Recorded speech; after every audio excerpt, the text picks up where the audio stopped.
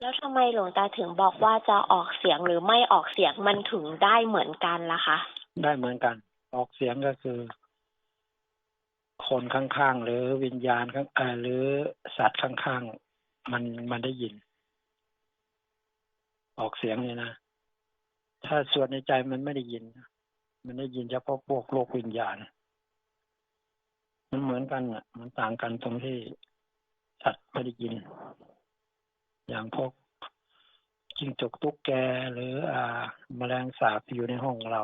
หนูเหนืออะไรไม่ได้ยินนะแล้วตอนไหนควรจะสวดออกเสียงหรือตอนไหนควรจะสวดในใจคะเสียงออกเสียงก็คืออยู่คนเดียวไม่จำเป็นต้องออกเสียงก็ได้อยู่คนเดียวอ่ะจะอยู่กันหลายคนออกก็ได้ไม่ออกก็ได้แล้วแต่ความสบายใจของผู้สวดใช่แล้วแต่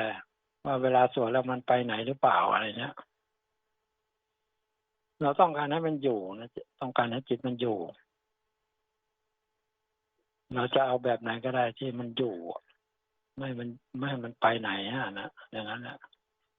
ให้มันอยู่บ่อยๆสวดทุกครั้งให้มันอยู่ในบทสวด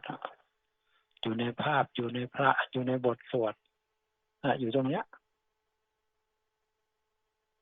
โน้นถ้ามันอยู่แล้วมันจะเห็นผลโน้น